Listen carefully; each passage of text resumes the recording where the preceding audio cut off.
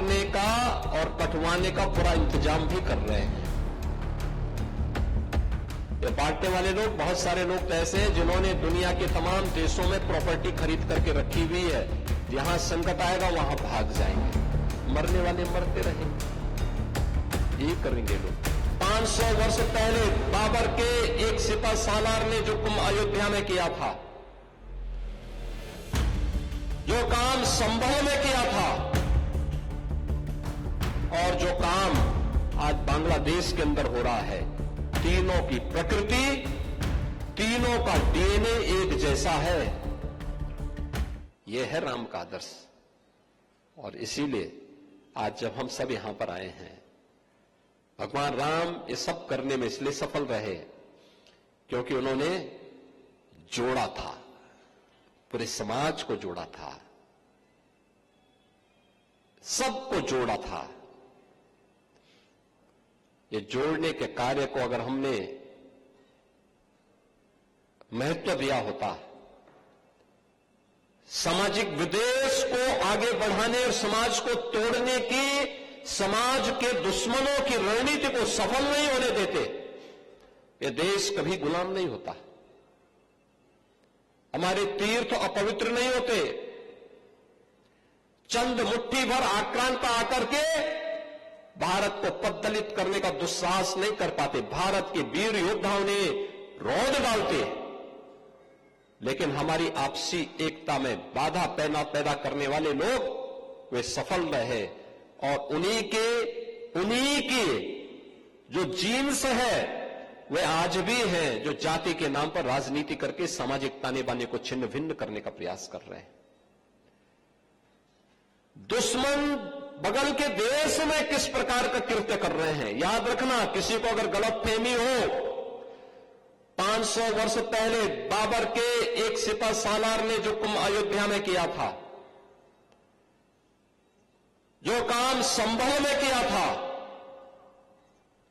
और जो काम आज बांग्लादेश के अंदर हो रहा है, तीनों की प्रकृति, तीनों का डीएनए एक जैसा है। गलतफहमी में मत रहना। अगर कोई ये मानता है कि वो बांग्लादेश में हो रहा है, तो यहां भी बांटने वाले तत्व उनके लिए बेट बनकर के खड़े हो रखे हैं, पहले से खड़े हैं। वे समाज के सामाजिक ताने बाने को छिन्न भिन्न कर रहे हैं, सामाजिक एकता को तोड़ करके, आपको बांट करके फिर काटने का और कटवाने का पूरा इंतजाम भी कर रहे हैं। ये बांटने वाले लोग, बहुत सारे लोग तो ऐसे हैं जिन्होंने दुनिया के तमाम देशों में प्रॉपर्टी खरीद करके रखी हुई है। जहां संकट आएगा वहां भाग जाएंगे, मरने वाले मरते रहेंगे। यही करेंगे लोग। और इसीलिए आप सबसे मैं कहने के लिए आया हूं, हमने अगर प्रभु को अपना आराध्य माना है, उनके प्रति समर्पण का भाव है, ये तब तक अधूरी है जब तक हम उनके उच्च आदर्शों से कुछ प्रेरणा प्राप्त करके अपने जीवन को उसके अनुरूप न डाल दें। और उसके अनुरूप तैयार करना, अपने आप को उसके अनुरूप करना। रामायण का तो एक एक दृश्य अत्यंत प्रेरणादायी है,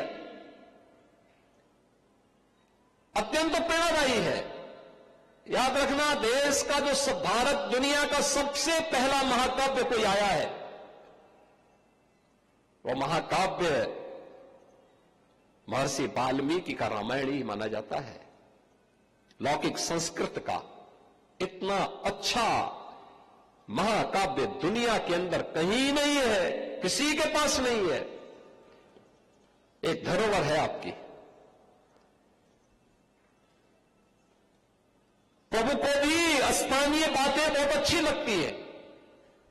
तुलसीदास जी ने रामचरितमानस भी अवधी भाषा में रची, कितना लोकप्रिय होगा, पूरे देश के अंदर छा गया। यानी ये धर्म के दोनों हेतु को, सांसारिक उत्कर्ष का भी और निःश्रेयस की पथ का भी अनुसरण करने की एक नई प्रेरणा प्रदान कर देता। एक साथ ये दोनों हमारे पावन ग्रंथ हम सबको एक नई प्रेरणा प्रदान कर रहे हैं। और बहनों और भाइयों, उन्हीं भावों को आगे बढ़ाने के लिए याद करिए, जब प्रधानमंत्री मोदी जी यहां पर आए थे, उन स्मृतियों को हम जीवंत बना सके, उसी के लिए अयोध्या में यह कार्य प्रारंभ हुआ। पहले अयोध्या धाम को उसका पुरातन गौरव प्राप्त हो। हम लोगों ने 2017 में यहां पर रामायण मेले के आयोजन को आगे बढ़ाया। यहां पर 2017 में दीपोत्सव के कार्यक्रम को आगे बढ़ाया। दीपोत्सव के कार्यक्रम ने आज एक नई ऊंचाई छुई है। आपने देखा होगा, गत वर्ष दीपोत्सव के कार्यक्रम में दुनिया के 54 देशों के राजदूत और दूतावास के अधिकारीगण यहां आए थे। उस कार्यक्रम में कितने अभिभूत थे। लगातार 8वें वर्ष में उसने एक नए कीर्तिमान के साथ आगे बढ़ा है। राम जी की पीढ़ी, अयोध्या की सड़कों का चौड़ीकरण, अयोध्या में जो यात्री विश्रामालय बने हैं, अयोध्या के मठ और मंदिरों के सुंदरीकरण का कार्यक्रम, अयोध्या का सड़क मार्ग से, रेल मार्ग से और वायु मार्ग से जुड़ाव। ये देखो, हजारों वर्ष के बाद अयोध्या में एयरपोर्ट बन पाया और अब तो इंटरनेशनल एयरपोर्ट हो गया। और इसीलिए इनको भी पहचान प्रभु राम के साथ जोड़ करके किया गया। एयरपोर्ट का नामकरण होगा महर्षि वाल्मीकि के नाम पे, उनके नाम पर, उनकी श्रद्धा, उनके प्रति श्रद्धा का भाव व्यक्त करते हुए इंटरनेशनल एयरपोर्ट भगवान वाल्मीकि को समर्पित है। यहां के भोजनालय माता सबरी, जिन्होंने भगवान राम के संकट के समय वन में अपने बेर, जूठे बेर ही उन्हें प्रस्तुत कर दिए। कितने भाव विभोर थे, वो भूल ही जा रही थी कि मैं क्या कर रही हूं। लेकिन भक्त की भावना का प्रभु किस रूप में सम्मान करते हैं। ये भिल्ली सबरी के बेर, और इसलिए यहां की रसोई माता सबरी के नाम पर। पहला आश्रय वन के समय देने का काम निषाद राज ने किया, तो रेन बसेरा जो यात्री विश्रामालय है, उनका नाम पर निषाद राज के नाम पे होगा। भगवान राम के सर्वाधिक भजन गाने वाली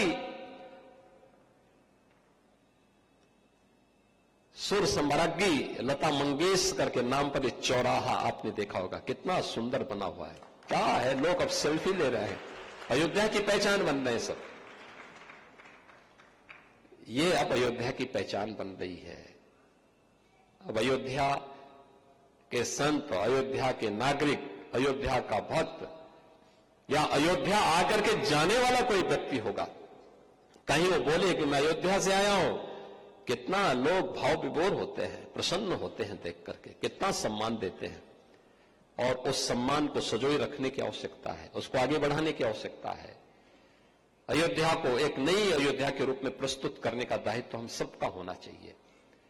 यहां पर जगत गुरु राम दिनेशाचार्य जी महाराज कह रहे थे ना कि रामायण मेले को भी उसी, अरे हम तो बोल ही रहे हैं, अयोध्या में कुछ नयापन करके लेके आइए, हम सहयोग करेंगे, सरकार पूरा सहयोग करेगी, सरकार की उससे निश्चिंत रहिए।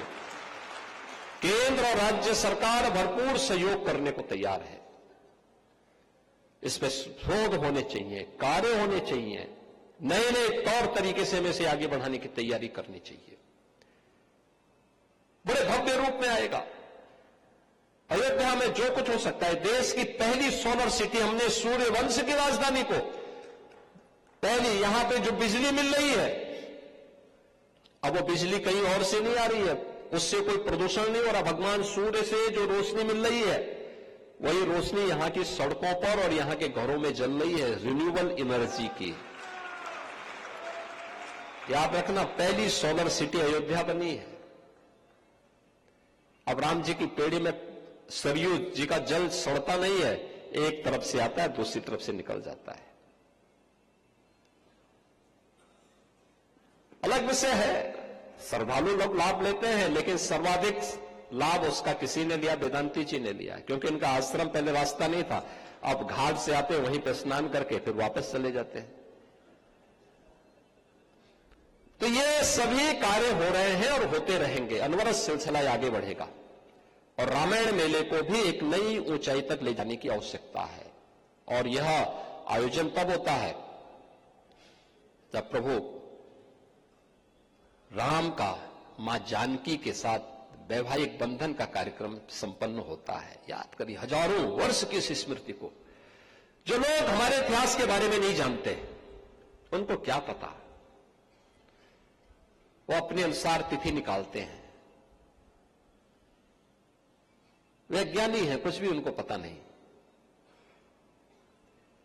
अरे 5000 साल पहले तो महाभारत ही हुआ था, उससे भी हजारों वर्ष पहले प्रभु का अवतरण इस अयोध्या धाम में हुआ था और हजारों वर्षों की विरासत को हमारे ऋषि मुनियों ने, हमारे संतों ने, हमारे विद्वानों ने आज भी अपनी स्मृति का हिस्सा बना करके उसी श्रद्धाभाव के साथ आगे बढ़ रहे हैं। और श्री राम जानकी विवाह के अवसर पर एक रामायण मेला उसको और भी नई ऊंचाइयां प्रदान करता है। और मैं चाहूंगा आयोजन समिति ने अच्छे विद्वानों को, अच्छे संतों को रख करके, समाज के हर तबके से जुड़े हुए श्रेष्ठ जनों को रख करके इसको एक नई ऊंचाई तक आगे बढ़ाने की आवश्यकता है। रामायण पर शोध किए जाने की आवश्यकता है। और यह हमारा सौभाग्य है कि हमारी सरकार चित्रकूट धाम को भी सुंदरीकरण के बड़े कार्यक्रम को आगे बढ़ा रही है। लालापुर, जहां महर्षि वाल्मीकि का जन्म हुआ था, उसके सुंदरीकरण के बड़े कार्यक्रम को आगे बढ़ा रही है। और राजापुर, जहां संत तुलसीदास जी का जन्म हुआ था, वहां पर भी सुंदरीकरण के एक बड़े कार्यक्रम को लेकर के हमारी सरकार काम कर रही है। यह सिलसिला लगातार चलेगा। आध्यात्मिक और सांस्कृतिक विरासत को संरक्षित करते हुए सांसारिक उत्कर्ष के लिए भौतिक कार्यों को भी आज की आवश्यकता के अनुरूप हम एक नई ऊंचाई तक पहुंचाने का कार्य करेंगे। इस संकल्प के साथ रामायण मेला आयोजन समिति जिस प्रकार से सहयोग की अपेक्षा करेगी, सरकार उसमें भरपूर सहयोग करेगी। मैं 45वें रामायण मेला के शुभारंभ के अवसर पर आप सबको बधाई देता हूं, अपनी शुभकामनाएं देता हूं, विश्वास व्यक्त करता हूं कि प्रभु के उन उच्च आदर्शों से प्रेरणा प्राप्त करके हम सब प्रधानमंत्री मोदी जी के एक भारत श्रेष्ठ भारत के निर्माण में अपना योगदान देंगे। आप सबके प्रति मेरी मंगलमय शुभकामनाएं। धन्यवाद। जय हिंद, जय जय श्री राम।